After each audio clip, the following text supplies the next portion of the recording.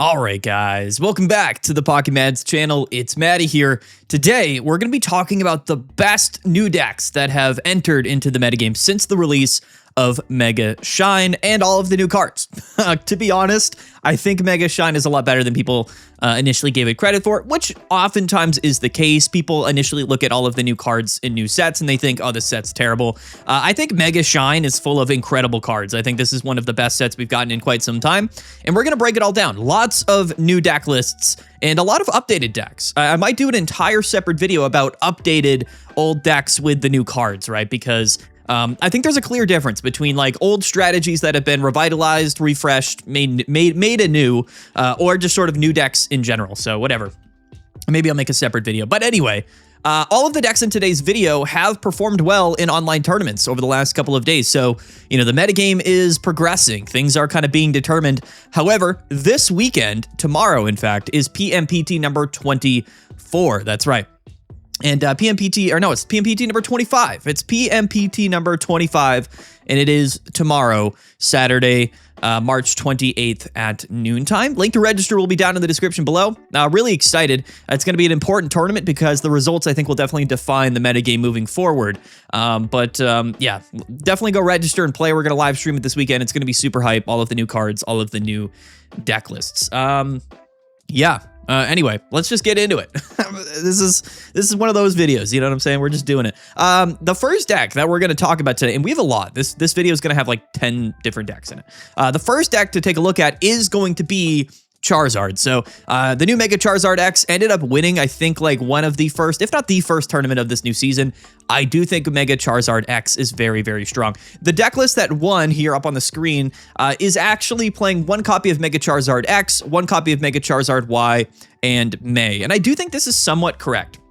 Personally, I think that both Charizards are incredibly strong Pokemon. I think that in general, like in terms of like general use, I think Mega Charizard X is just better. But there's going to be some matchups where being able to 1-hit KO a Mega Pokemon can either win you the game or, you know, win you the game. So that's why we're playing one copy, I think, of Mega Charizard Y.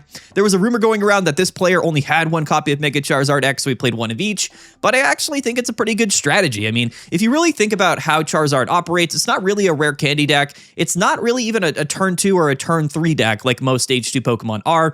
Entei really puts in a ton of work. It draws a ton of cards, so by the time we're in turn 4 or 5, when we would typically utilize Charizard, we kind of have drawn most of our cards, and we should have the option as to kind of determining which Pokemon we want to target in terms of evolving into and then utilizing. So the copy of May in the deck also is just really good because we are playing double Charmeleons. This is the new Charmeleon. Like I said in the video yesterday, this is technically a new card. This Charmeleon here in most cases is better because it attacks for 2 energies, whereas the other Charmeleon I think was a 3 energy attack cost. So it's better to play this Charmeleon. In every other sense, they're basically the same. It's also Ignition. We have Entei, we have Flame Patch. This deck plays 1 Poncho, 1 Rocky Helmet. There is some bench damage still floating around in the metagame. We still have Greninja. We still have things like Shampoo Suicune. So I do think protecting, you know, your bench setup Pokemon, especially in this scenario where maybe we don't evolve Charmeleon until the late game, mostly because we're waiting to kind of see which Charizard we would rather evolve into and utilize. I think the Protective Poncho is really nice. However, when it comes to Mega Charizard X specifically, I love the Rocky Helmet synergy. It turns that 180 damage attack if you're below half HP to 200 damage effectively, which is going to get over the hump for a lot of the new Mega Pokemon, things like Manectric, Slowbro, but Mega Altaria specifically. So really, really good. I think Mega Charizard X is phenomenal.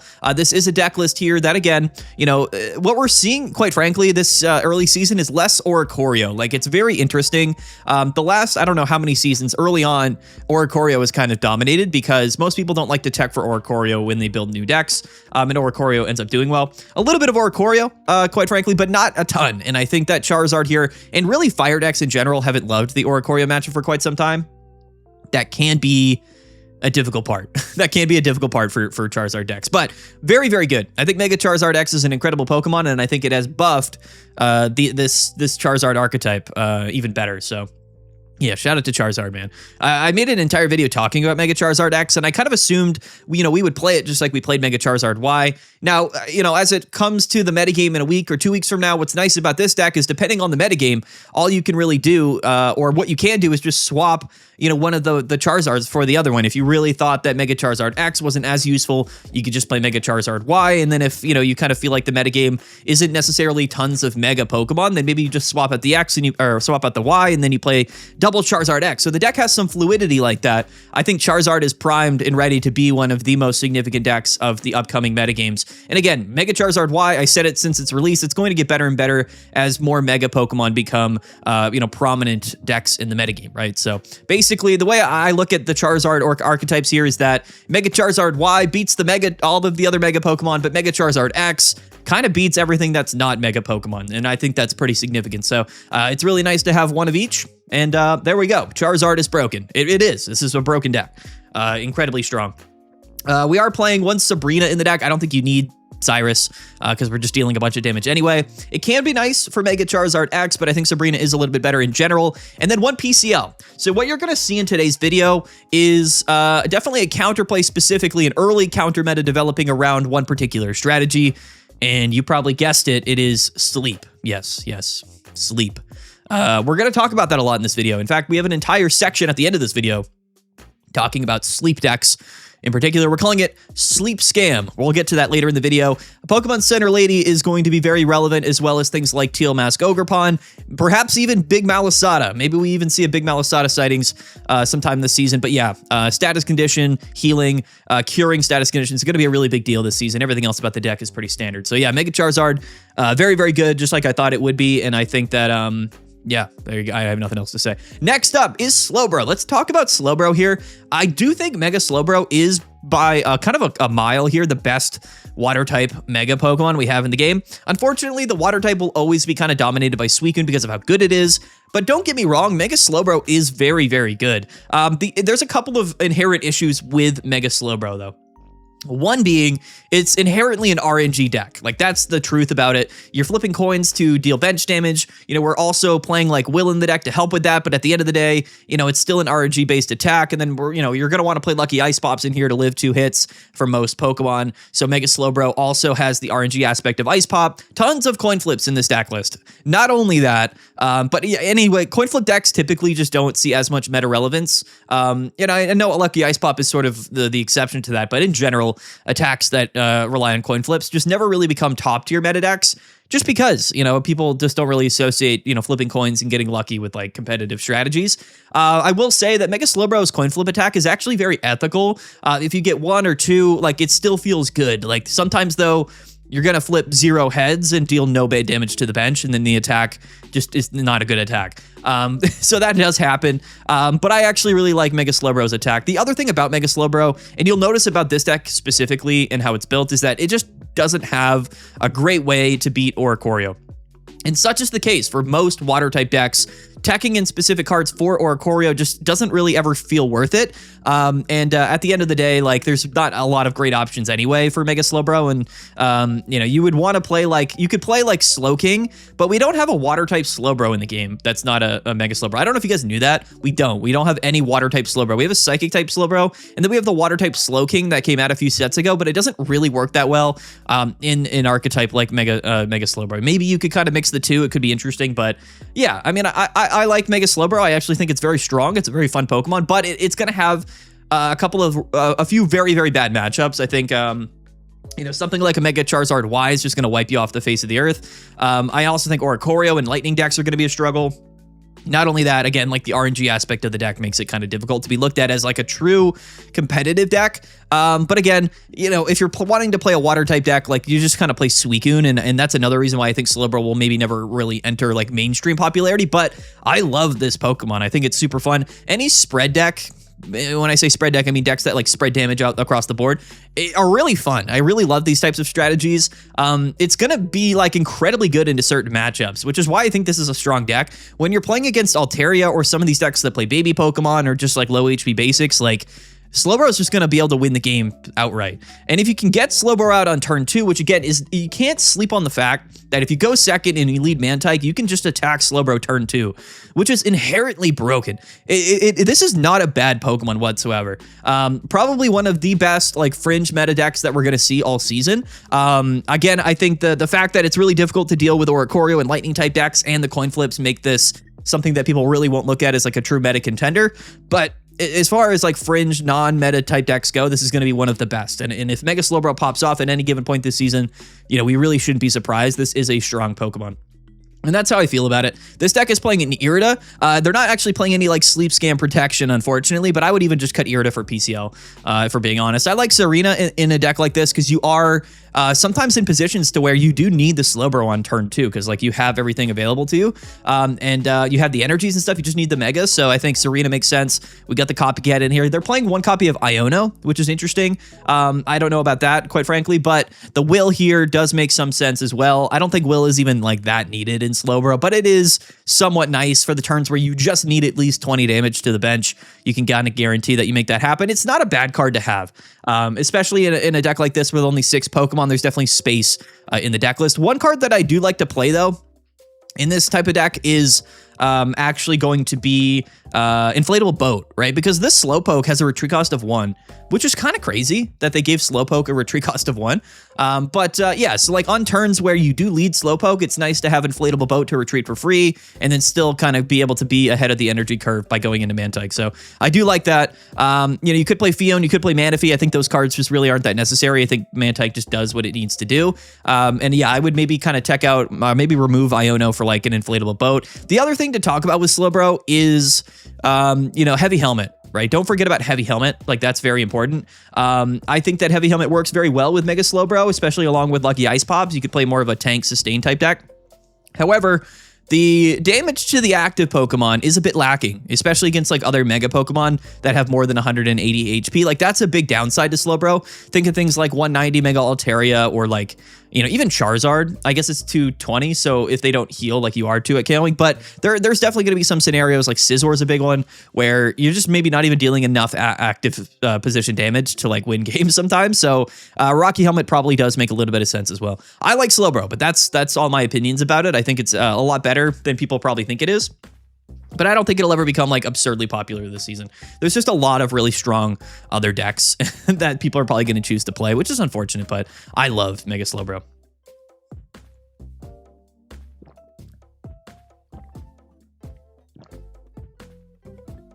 All right, sorry about that. We're not editing that out either. Just a random chug of water. Next up is Mega Scizor. We have multiple Mega Scizor decks to take a look at. I might call this thing Steelix. I might call it Scyther a million times. I just get the names all mixed up.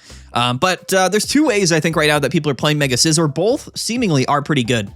One is going to be with Skarmory and extra tool cards. I personally like this version of the deck a lot for a couple of reasons. One is that Steel Apron is just a good card in the active metagame. Not only does it reduce the damage you take by 10, however, it also protects you from status conditions. That is a very big deal in the current metagame. There's going to be a lot of sleep scam going around. Quite frankly, I think Skarmory is just really good. It's very aggressive. There's not like a lot of scenarios where like you can play Orthworm and be like, sure, I can maybe get Mega Scizor out a turn earlier, but like most of the time, I'd rather just take some early KOs with Skarmory and put some damage pressure down.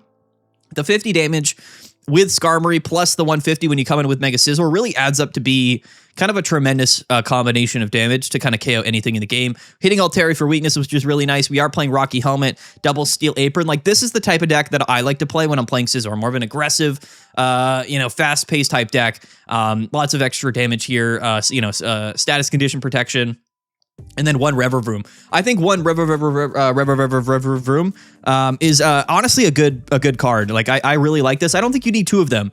Like, if you're playing Skarmory, you don't need 2 Revavroom. And I think that's a really big deal because, quite frankly, just like Buzzwole used to be, you could kind of get the double pivot combo out even just with 1 Celesteela because there was a single energy retreat cost Pokemon on the board. Skarmory has a single energy retreat cost. So that in general makes the deck a lot more consistent. And yet again, if you lead Scyther, you can just U-turn into Skarmory and you're chilling, right? So I honestly think that, this whole deck is really good. I think Skarmory is just really strong. 150 is a big deal. It's a lot of damage, and then 200 HP is really good. So I think Skarmory is a great leadoff here. I love Revavroom, and I love just playing Rocky Helmet, Steel Apron in the deck. So both of those tool cards feel really nice. And then, of course, we're playing 4 tool cards, so Skarmory feels really good. Access to Cyrus, Pokeball, Double Research, Double Copycat. Now, the elephant in the room here is the Hiking Trail. This is probably a bit of a meme inclusion, but you know, I think Hiking Trail is not even that bad of a card. We're going to talk about that actually in a little bit. Hiking Trail is actually a bit of a combo card. Not a terrible card, actually, but you could probably cut this for Training Arena or just anything else. You know what I mean? But it's not bad. You know, maybe even like a Mesagosa or whatever. Shout out to Scizor. The other way people are playing Scizor is Revavroom and Orthworm. And this is the thing. Like, when you're playing Orthworm, you are very reliant on having double Revavroom out because you can't double pivot unless you have double Revavroom, because Orthworm has a retreat cost of 3, Steelix has a retreat cost of 2, so unless you have 5 energies on Steelix, that's not going to work. So that's why I don't like this archetype as much. But Orthworm is a good card. It's just you are a bit reliant on, you know, having the Vroom. But again, like, you know, when you look at a deck like this, you might be like, well, we're only playing one Orthworm, so how often are we going to lead off with it? It's really not that big of a deal, because Revavroom can just pivot turn 2 into Orthworm, which is good, and then Scyther can also pivot into Orthworm. But if you don't lead with it and you go second, that's a little bit tough because you're not getting the Iron Supply out turn 1. So it's not bad. Like, I don't think this archetype is bad at all. And what's nice is that Vroom can kind of deal with Training Arena quite easily. Or not deal, it can deal with Oricorio with Training Arena really well. Metal Core Barrier is really, really good. Like, it feels really strong to swap into Scizor, get Training Arena down, hit for 160, and then Metal Core Barrier and just do it again the next turn. Like, that feels like a broken combo. But it's a little bit more of a combo and less sort of a consistent, like, early game based deck list like the Skarmory version is. Both are good. I think that Scizor is just a good Pokemon. And the toolkit around Metal has gotten exponentially better. And I think Steel Apron, though, is a really big deal, at least currently right now in the season with all of the sleep scam going around. So I would recommend Steel Apron. But yeah, both ways for Scizor both feel pretty good. I think that Scizor is just a strong card. So yeah, shout out to Steel type for getting at least a decent deck. Scizor might be completely irrelevant in like 2 weeks if the entire meta becomes Charizard, but you know, we don't know. We don't know what it's going to be like. Like, the tables could kind of turn any which way. You know, if Charizard really ends up dominating the metagame, then, you know, things look very different. Like, that's just the truth about it. And Charizard might be strong enough to just beat anything at this point. So we got to keep our eye on that. Unfortunately, Scizor might be like kind of dead on arrival if Charizard takes over, but maybe that's not how the meta goes. Like, maybe, you know, maybe the cool thing about Scizor, if you are playing this version here with Skarmory, is that you can just beat the sleep decks like very easily. So that's always a good thing. Anyway, let's talk about a deck that's not actually new, but I wanted to highlight this because this is sort of the maintenance Hiking Trail package here. And it also incorporates Ogerpon. This is Leafeon Ogerpon, a deck that has been performing extremely well right now for a number of different reasons. Again, a lot of the decks that people are seeing play are like these sleep scam decks. We're gonna cover those decks. Trust me, they're just at the end of the video. So there's the thing going around now with Darkrai and Wigglytuff and all these other decks that put Pokemon to sleep and they just sort of scam you out of wins. It feels hilarious and also terrible at the same time. The thing about Ogerpon is that it just doesn't care. And that's what's really nice about Ogerpon. You're going to see Ogerpon because, again, I don't know if people notice the soothing wind ability here that makes your Pokemon immune to your opponent's status condition effects. This works for any type. So, like, you can throw Ogerpon in literally any deck. That's what's hilarious about this. It doesn't specify anything about energy types. It's just as long as your Pokemon have energy, they're immune to status conditions, which is a big deal. So Ogerpon is going to be pretty relevant as like a one-of, I think, in a lot of decks. But also, it's just, this deck has always been pretty decent, I think. So as long as you're not playing Charizard, you know, you're going to do pretty good here. I like Teal Mask Ogerpon and Leafeon. It's just honestly a pretty good package. But the other thing I wanted to highlight is maintenance Hiking Trail. Honestly, kind of a good combo here. I kind of looked at both of these cards and I was like, they're kind of meh. Like, I just didn't really see it. But for decks that aren't playing a lot of Pokemon, this deck only plays 6 Pokemon. If you have the space in your deck, like playing even like maybe even double Hiking Trail with double maintenance means that you can kind of like take bad cards out of your hand and then end your turn and then draw 2 or 3 more cards. It's actually a really, really nice combination. Maintenance also has pretty good synergy with Copycat, right? So if you could play Maintenance, you know, see a brand new card, but kind of reduce your hand if you just don't need those cards, and then play Copycat and see even more new cards. Like, it is actually a pretty decent engine. At least it's a decent engine in decks that have the space for it if you're not playing a ton of Pokemon in your deck. So This is, I wanted to highlight this. I know Ogerpon's not new or anything. I know I would put all this stuff in like an updated decks video, but I just wanted to highlight this stuff now. Basically, maintenance hiking trail copycat is an engine in its own right, and Ogerpon is extremely relevant, at least in this early season, because of all the sleep decks. So I just wanted to highlight this to you guys. And again, Leafeon Ogerpon with Leaf Capes are like pretty tanky Pokemon. Erica's a good card. I like this deck. I do. I think it's a really quality deck. It's been doing well in tournaments. All right. Next up is going to be what we call the Manectric section, I guess. Two different decks. Mega Manectric, very slept on. This is just a very consistent Pokemon. 180 HP, 80 damage, or 110 damage, or even better, 140 damage. You can play Manectric in multiple different ways. So I think that no matter what, when you're playing Manectric, you probably want to play Oricorio because it's pretty valuable. Oricorio remains just a really good Pokemon. But here's the thing. You can play Manectric as a late game sweeper card so that when you come in, you're hitting for 140 already, and it's pretty aggressive, and it's a good way to finish up games. Or you can play Manectric just hyper aggressively, which is in fact actually a really, really nice combo because, you know, Mega Manectric does more damage the more points you have taken. So that means, of course, Manectric's stronger in the late game. But how are we going to take those points? Why not just use Manectric? Like, so if we play it really fast-paced, really aggressive, maybe we're just able to KO a couple of low HP Pokemon, you know, in the first couple of turns, and then by the time the game really gets settled, we're already hitting for 140. So, you know, I really do like Mega Manectric. I think it's actually kind of a slept-on Pokemon. Very fast-paced, very, very decent here. Stage 1, 180 HP. Free Retreat. Don't sleep on the Free Retreat. It's always really good. We're playing double lucky ice pops in this deck because, like, literally, why not? Training Arena to buff our damage even more. And then, of course, Giant Cape is always going to be a good card for certain breakpoints. Like, the 180 HP is good, but like I said, Charizard's gonna you know, it's gonna get you and other things, you know what I mean? We're playing Giovanni as well with Training Arena. I don't know why we're playing Giovanni instead of something like a red, but there's probably a reason for that. I can't really tell you, but you know, Zeraora is also a really decent aggressive Pokemon, which I liked. Electric Generator and Elemental Switch. We're really trying to get these Manectrics up and running on turn 2 no matter what, and that's gonna be fun. It's gonna be a pretty fun thing here. There's nothing really else to say about this. Again, the other way that you would play Manectric is going to be with like Magnezone or Oricorio as a one-of, which I think is also pretty decent. I'm not going to lie. I think this deck kind of just gets carried by Magnezone or Oricorio, and Manectric kind of fits the bill, just like Bellibolt used to fit into this deck list. I don't know if it's better than Bellibolt. It's hard to say this early in the season, but one thing I do know is that Manectric is just a strong Pokemon. It's just a strong card. And I think it fits really well into the Lightning archetype, which is nice that we have, you know, a Lightning Mega Pokemon that really feels like a Lightning Pokemon. You know, Free Retreat, you know, fast damage, not a ton of HP, but just like really aggressive, you know, really fast pace, I think is cool. And yeah, I mean, this is Magnezone or Oricorio, just exactly like it was last season, except instead of the 1-1 Tadbulb, Bellibolt lineup, we're playing 1 Electrike and 1 Mega Manectric. This Electrike card is kind of slept on as well. It is a coin flip, but you can hit for 30 damage on your first turn and KO a baby Pokemon. Like, you have that potential, which is nice. Again, we're seeing another Pokemon Center lady in here, which I think always saw play in Magnezone or Oricorio. But yeah, I think PCL is just, again, going to be relevant. Lots of sleep going around. Yeah, I have nothing really else to say about Mega Manectric other than that it was slept on, and it's just a good card. It really just is like it's pretty normal. Like, there's nothing crazy about it. It's just good. It's just a good Pokemon, you know. He's a good boy. Mega Manectric is, I think that's a dog. I don't know. I'm pretty sure that's like a canine creature. Manectric is, right? It's got to be. There's no way it's not. Maybe it's a cat. I don't know. It's hard to tell with Pokemon sometimes. Dog, cat, bird is what this deck is. And then, yeah, so again, Magnezone. Yeah. More water. Hold on. Are you guys subscribed to the channel? Are you subscribed to Champion Mads? Go check that out.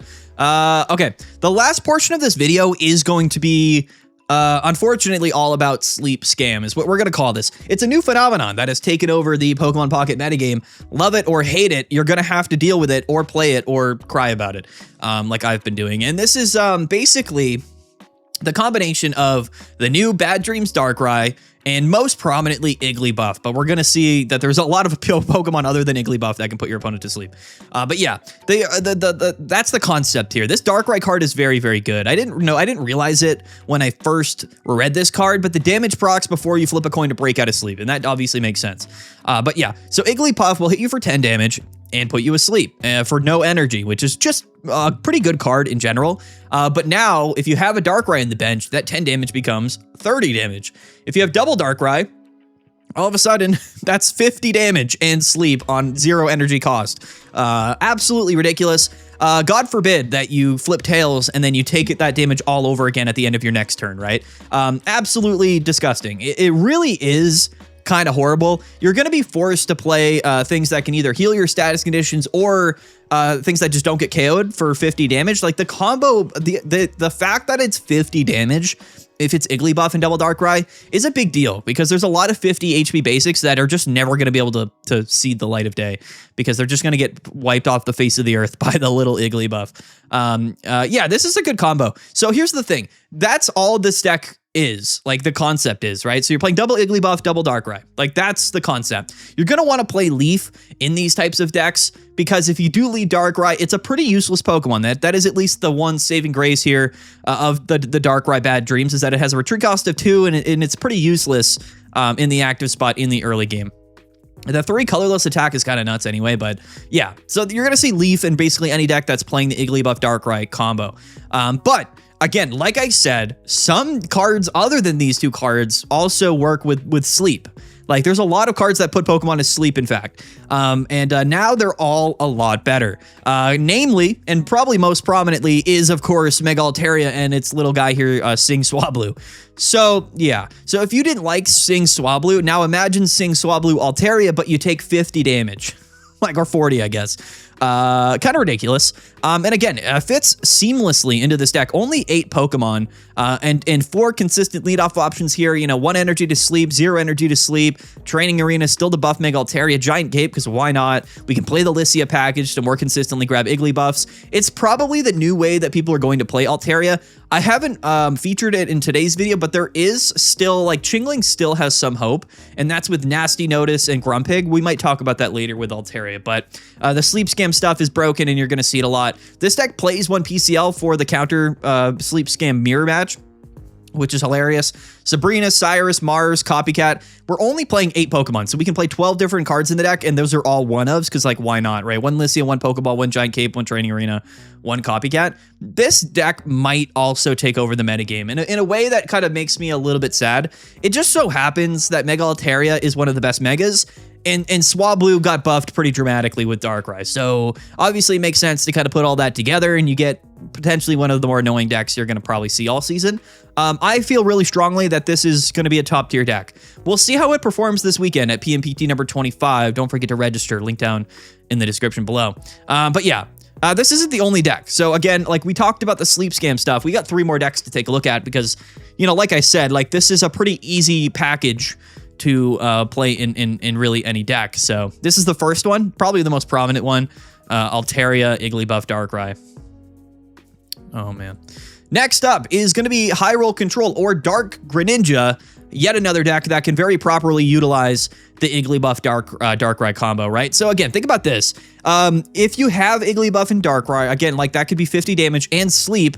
But what if we have Darkrai EX, a part of that combo, that's 70 damage and sleep for, you know, literally no cost. So all of that said, you know, we can also just play Mega Absol, because why not? And then, you know, we can play Froakie Greninja and 1 rare candy just in case we draw into it, and then that's another 20 damage. So yeah, these Dark Greninja control type decks were always kind of pretty good.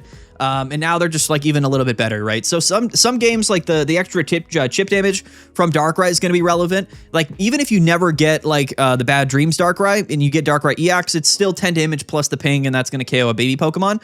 But yeah, if it all kind of comes together, then you're getting put to sleep every turn, and you're getting chipped for like 90 damage. It's absolutely toxic. So, you know, this is a bit of a combo control type deck, but still, again, a great way to utilize this new Sleep Scam stuff. It's the first thing these top players did when they got a hold of Igglybuff Darkrai, was just play every toxic deck you could possibly imagine. And every deck that we're highlighting in today's video has done well in an online tournament. So like the metagame is completely just something else now. It's unlike anything we've really ever seen. We're playing 1 maintenance in this deck, which again does kind of combo with Copycat. It's really not a bad card. Double X speed in case, again, we do lead off with Absol or Froakie, but honestly it might kind of just be more worth it to play Leaf, because of both the Darkrai's here have double retreat costs. It's up to you, but this deck played double X speed. You know, we still have Cyrus in here because of Greninja, you know, a Cape in here because, again, why not? And then Pokeballs, researchers, copycats, all of that good stuff. So, yeah, that's the other kind of way that we can play Sleep Scam. This is just all about, like, damage ping, just maximum damage ping, doing nothing but putting you asleep, and you're just taking away. It's way more damage than you think. Like, one missed coin flip can be an extra 60, 80 damage that you take, and that's just you're gonna lose.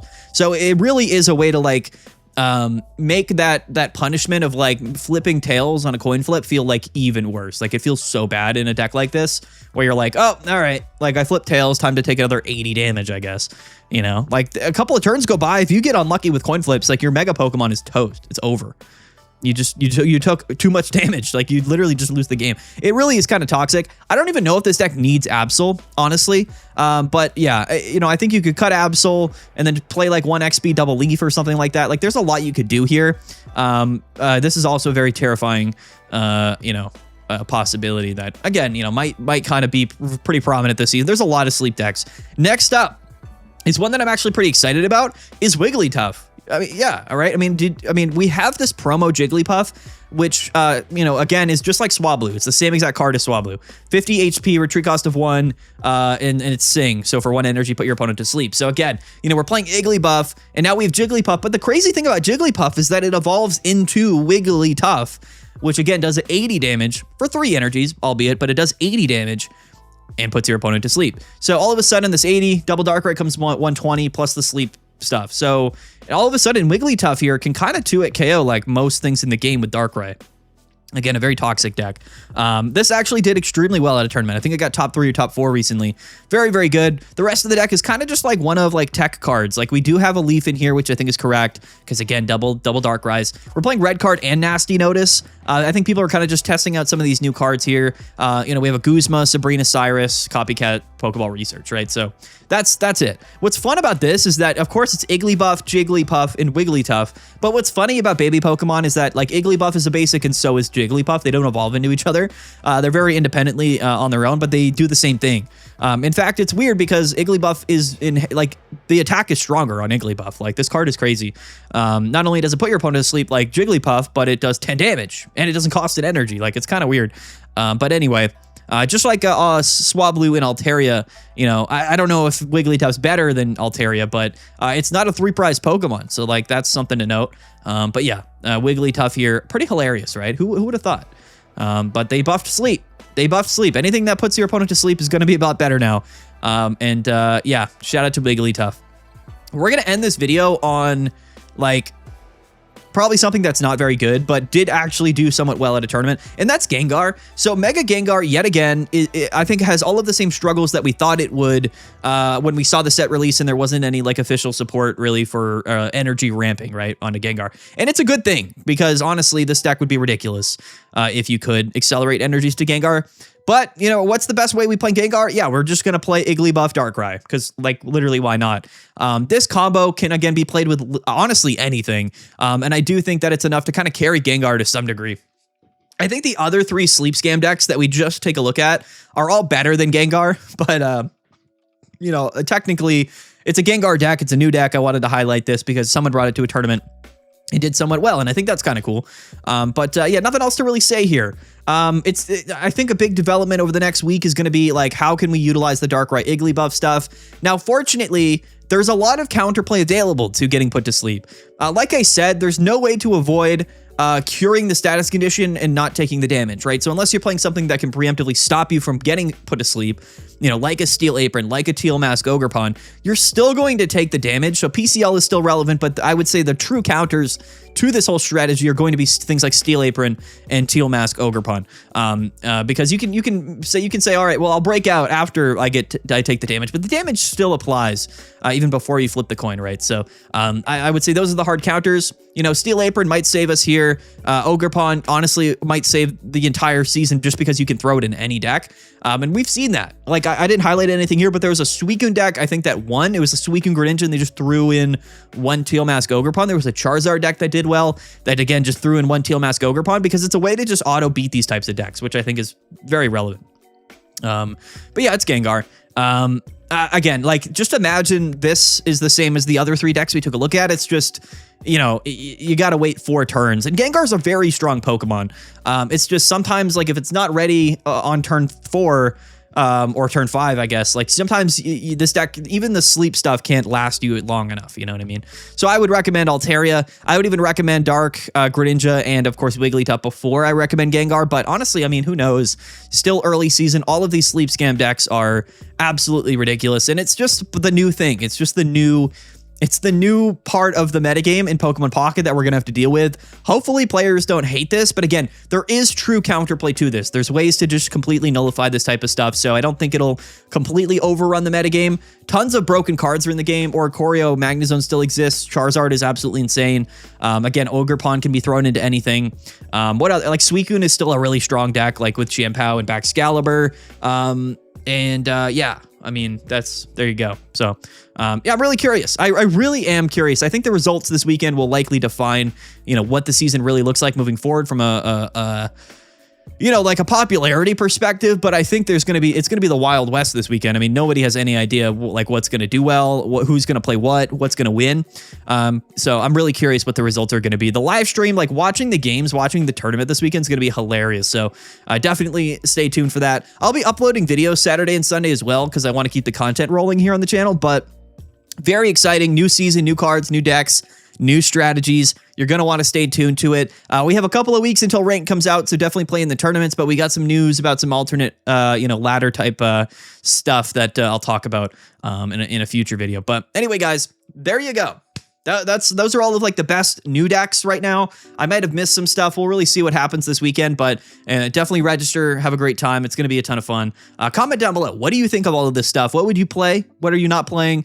You know, what are your thoughts here? What are your strategies? Definitely kind of put that in the comment section. I would love to hear it all. And again, don't forget to like and subscribe. We're on the road to 50,000 subscribers. Let's wrap this up. Peace out, guys. Have a good one. We'll talk to you later. And yeah.